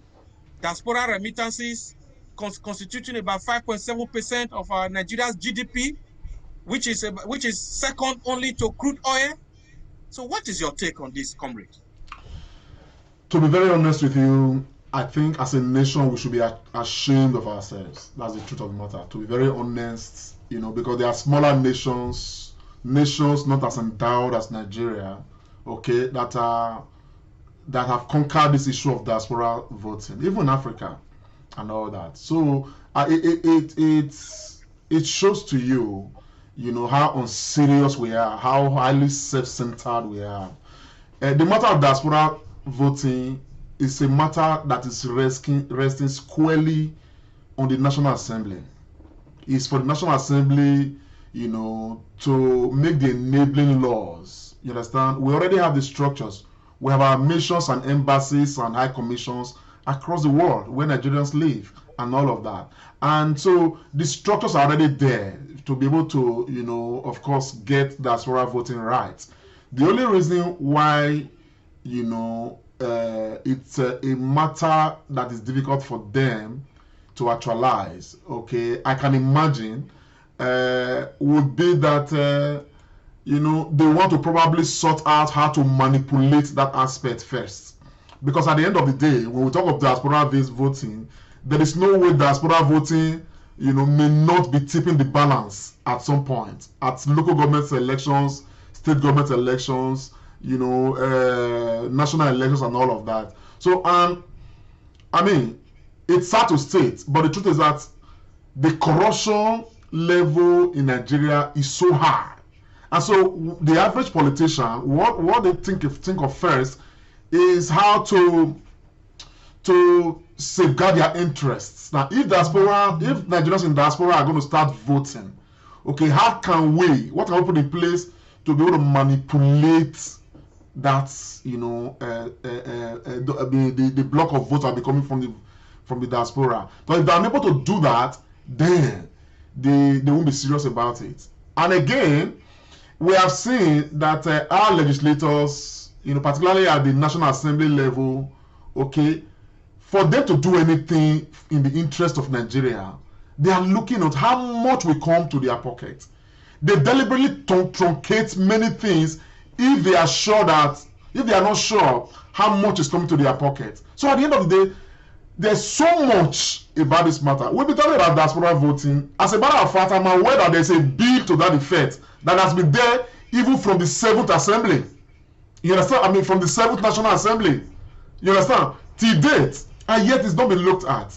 You understand? So at the end of the day, you know, corruption is playing her role in the matter.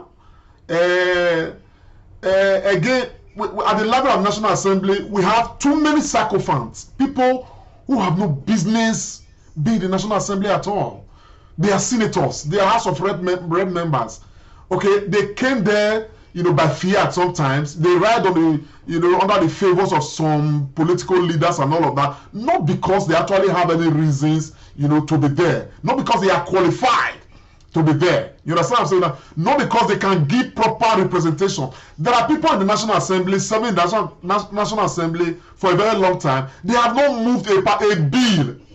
All they are interested in, where I wish they sharing money. They want to serve in the NNPC committee. They want to serve in the what's it called, Niger Delta, you know, committee, where the money will be coming. But they have no impact whatsoever.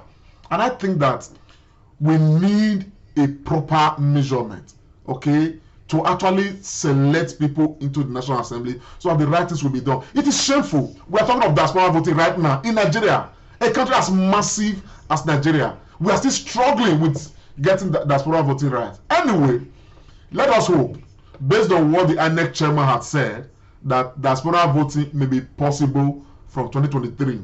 So we are hoping. On the issue of the deputy speaker of parliament, of the Federal House of Assembly, and for the national embarrassment he brought on Nigerians, I think that apology is not even enough. You know, he embarrassed Nigerians beyond measures. Not just Nigerians in diaspora, you know, but every Nigerian. And I think that the right thing, you know, to happen is for the man to resign honorably. You understand what I'm saying now? His matter should be taken to ethics committee. All the relevant disciplinary committees, you know, in the house, the matter should be looked into. You understand what I'm saying now? Because that gaffe, that stupidity, with all due respect to all Nigerians, you know, it's unacceptable. And of course, the speaker has done the right thing, okay, by accepting the petition, and of course reassuring the Nigerians in diaspora that a thing like that will not happen again, okay. And I think that's the right thing, and we want that it's taken beyond that. You understand what I'm saying? First, it should be demoted as a deputy speaker, and he should find his way out of the National Assembly. He's not fit to be there. That is my own take on the matter. It's not a practice ground. Thank you very much, Comrade Lamte, for your deposition. Very, very well said. You have put it succinctly. And I want to thank Dr. Loretta and Pharmacist Austin for their own submission earlier.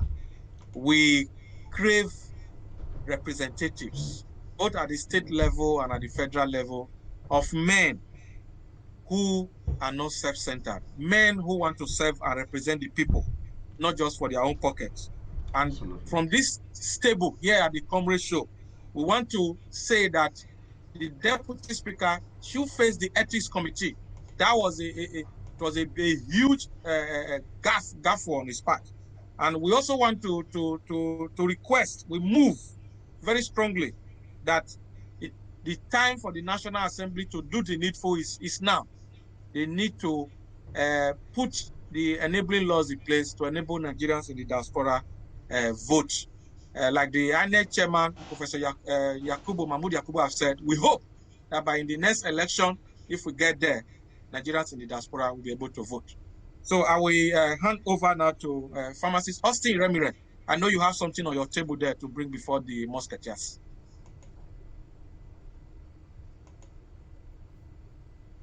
Thank you so much, my brother Tony Agbons.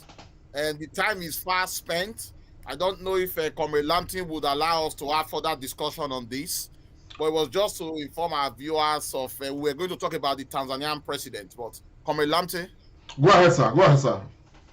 Yeah, I think it was just we just a moment of information of the death of the president, former president now, because we have a new president, the president of Tanzania, talking of late John Magufuli of Tanzania, and the lovely things he did to move Tanzania forward, having first taken power in 2015 and got re-elected just a little over a year ago, 2020.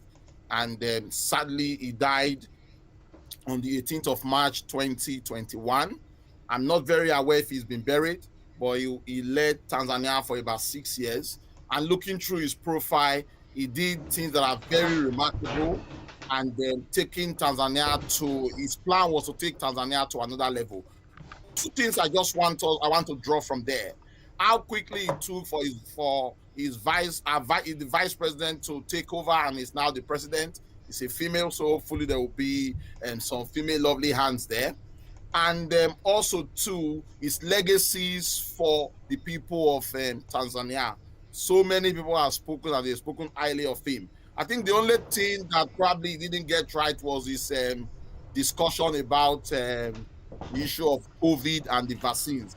Sadly, we heard that he died eventually of the coronavirus pandemic. But just a bit of information, and I don't know if our viewers if our panelists have a thing or two to say just about the man, John Magufuli. Dr. Loretta, please.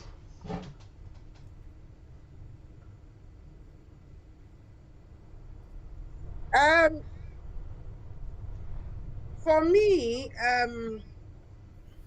I followed the burial ceremony of Magufuli, and I think I also am in a privileged position to be a friend of one of his friends, one of his close friends.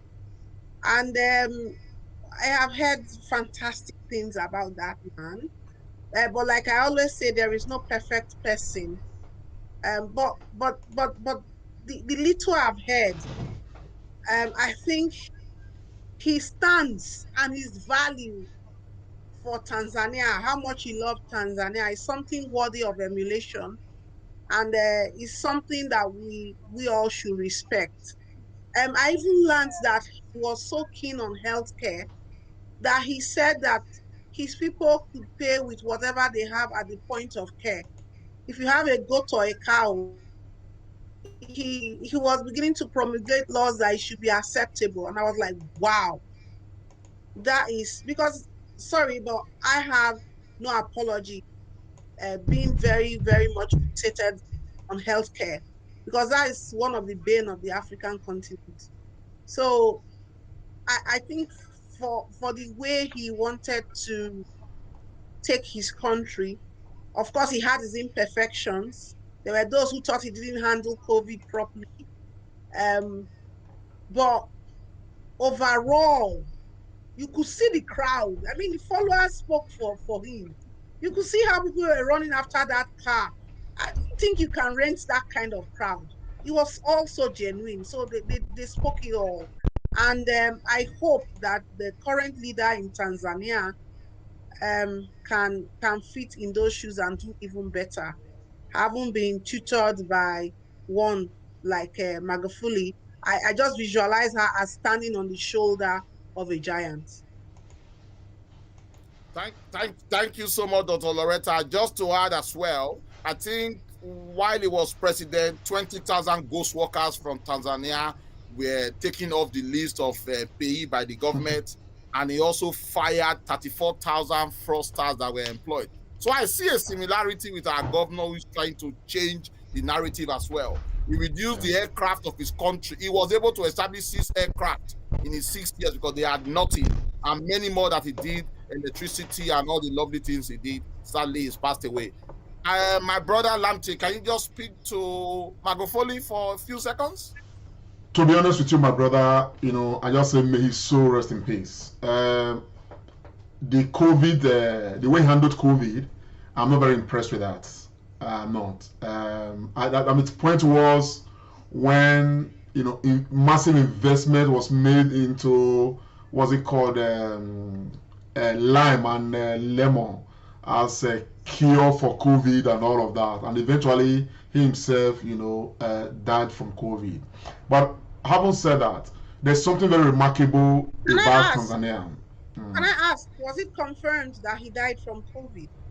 It's not be confirmed. It's not been confirmed officially, but the news is there. Yes. That he died. It's alleged, so we cannot. It's alleged. Yes. If truly he died of COVID, and whether he died of COVID or not, but I thought the way his administration handled COVID in Tanzania was not, commendable for me. But there's something remarkable.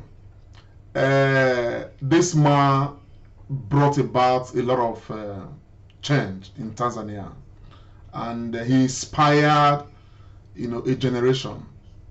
But even more so, I was amazed the way, the power shifted to the vice. It didn't take too much protocols. They just followed the laid down rules. I don't know if they've had any history of doing a thing like that. I don't know. I have no idea. But we didn't have a situation where the casket of the president was seized or was dodged into the country the way it happened when Yaradua died.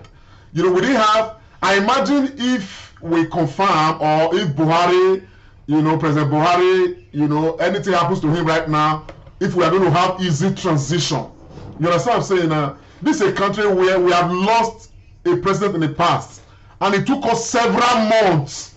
It was even debated in this Nigeria that the vice president should resign so that another person will take over from late Yaradua. So I imagine if this man was Buhari, what would have been happening in Nigeria right now? But look at the transition in what's it called in Tanzania. Just look at it was so smooth, no wahala. Everybody knew who was going to be the next president and all of that. So I think that is very exemplary. That's remarkable, and I think that Nigeria should learn from that. We should not make matters out of where there's no matter, because if a sitting president died in Nigeria, I mean, Yaradua is not going to be the last. In the lifetime of this country, sitting presidents are going to die. You understand what I'm saying? We don't even know whether it's going to happen anytime soon, but at some point it will happen. But there should be, easy transition. You understand? I think we should borrow a leaf from that and every other thing that matter. So that's my own take on that matter, my brother. I think the guy was a great leader, and the crowd, like Loretta said, of course, is a huge testament to that. Because I'm sure that if some president in Nigeria died today, I mean, we had a president who died in office in Nigeria, and Nigerians were celebrating. We've had it. People virtually were celebrating. I am sure the thing like that even happen now, people will even celebrate. You understand what I'm saying now? But it's not supposed to be. So let leaders learn to provide proper leadership for their constituencies. And of course, I like voting. In the event of anything happening, people will equally, respond the same way the leader led. So I think we should learn a lot from, the late president of Tanzania. Thank you so much, Comrade Lampton, for that last portion on this topic. Also, I thank Dr. Loretta Ogboro-Oko for her contribution as well. And for the man I call the Doctor of Letters, Dr. Sakwawa Agbons, thank you for your contribution to that matter. I think from the stable... I've not contributed, though. You have taken me out of the local government. Though. Oh, I'm so sorry. I thought you made a contribution. No way. Oh, my God. Please, can you speak on this matter? Yes, so I'm going to take you to the palace of the great King of Benin. Okay. I'm sure we can effectively go to the ethics committee and start from there. Yes. Anyway, mine is just like, it's a tribute. And my tribute is going to be simple because you have all said so much.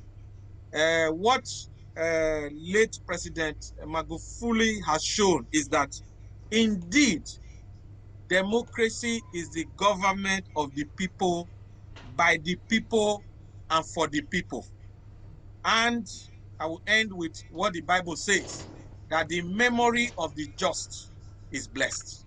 That is my tribute for this late president of Tanzania. Thank you so much, my brother Tony. My apologies again for systematically trying to throw you out and make you not contribute. You know, when things are very sweet, you don't just know, you keep rolling. I'm absolutely very sorry, and I know that the ethics committee of the Comrade Show will visit me so that next time I will be properly guided. My brother, don't worry. That committee will not sit.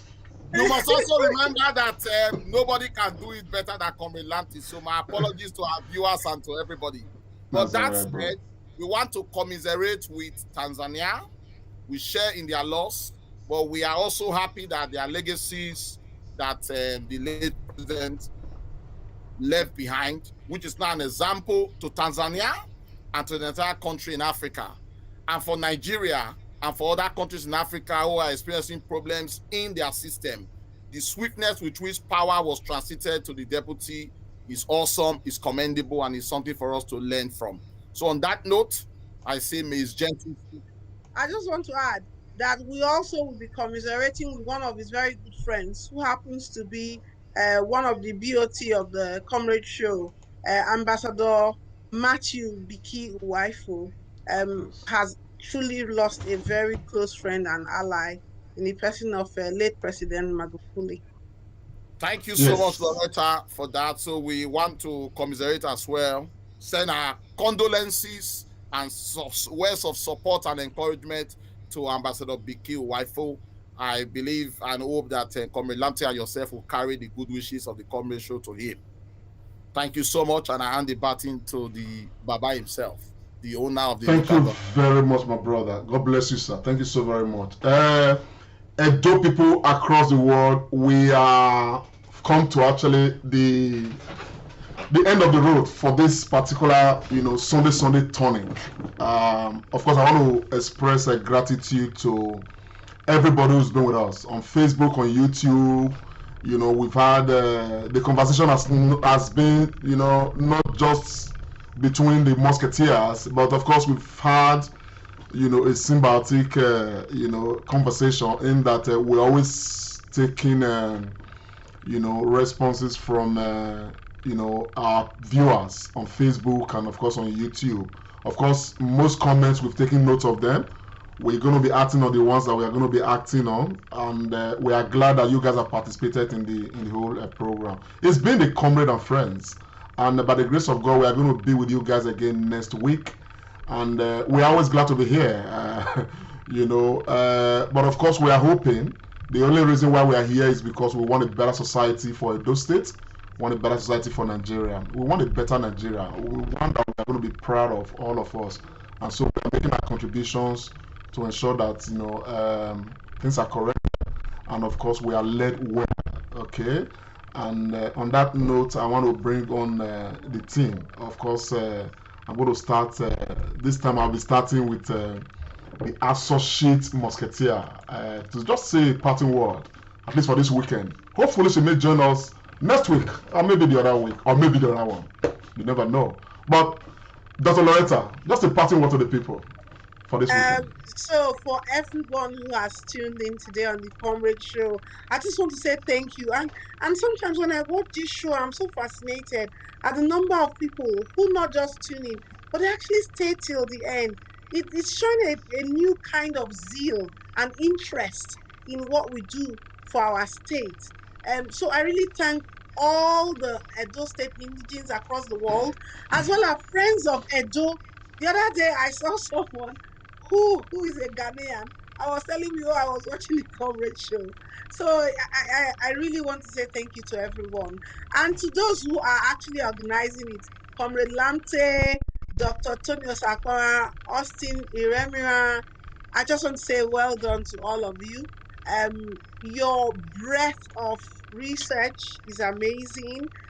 What you bring to the table is astonishing, and the authenticity of your information is exemplary.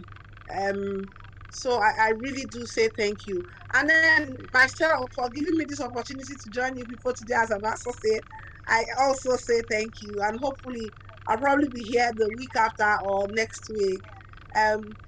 Thank you very much. Edo must move forward. It must. Absolutely. And I will Absolutely. reiterate again, if that means having a traitor for a governor, a perceived traitor for a governor, then I'm not repenting. Let him govern us.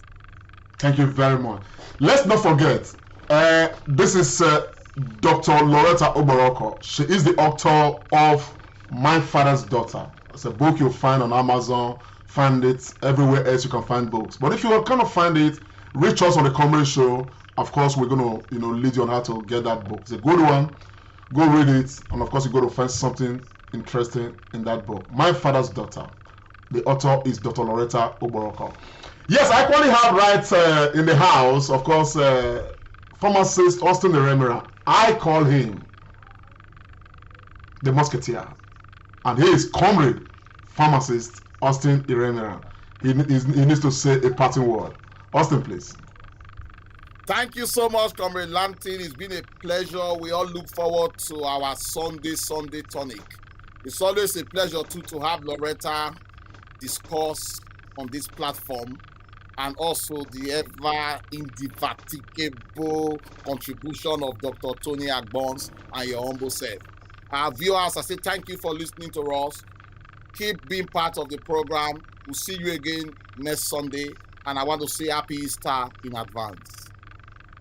Thank you very much. That's my brother, Austin Iremira. Of course, we have in the house as well, has been, of course, dissecting the matters with us. That's Dr. Tony Usakmawa Agbons. Of course, it's on this platform. We call him Comrade Dr. Tony Usakmawa Agbons. He has a parting word, at least for this weekend. Go ahead, sir. Dr. Agbons. Yeah, thank you, my brother, Comrade. Thank you, my brother, Comrade Lamte Bomosauriaki, for all your synthesis. Thank you, my very elegant sister, Dr. Loretta Oboroko, for all your brilliant submissions. My brother, Austin Iremira, thank you for your pharmaceutical deposition. It's always a pleasure for me to be in the midst of like minds. I know we even before this, when we come on show, one thing people may not know, we disagree on a lot of things. And we just try to be ourselves as original as we can. Our people, especially those who have shared our program today, you have made comments on our box. You are the barometer. You are the one, creating the roadmap. Like Dr. Loretta said, we must move forward. We have to change our narrative. As a people, we must be the change that we desire. I wish you all a very happy new week. God bless you all. Thank you very much. So on that note, Edo people, Nigerians and friends of Nigeria across the world, it's been a Comrade Show, and of course this segment is the Comrade and Friends. We've come to the end of it now, and I want to say until we come your way again, I want to say a very big thank you to everyone who's been with us on Facebook, on YouTube, all of our social media handles. I want to say a very big thank you. And of course, we want to say, may God bless Edo State. May God bless the people of Edo State. May God bless the governor of Edo State. And of course, may God bless Nigeria and Nigerians. Until we see you again, stay safe. Bye for now. Make Comrade Show with Comrade Lamte Oriake, live on Facebook and YouTube.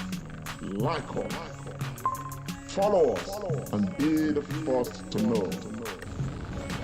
This is the Comrade Show.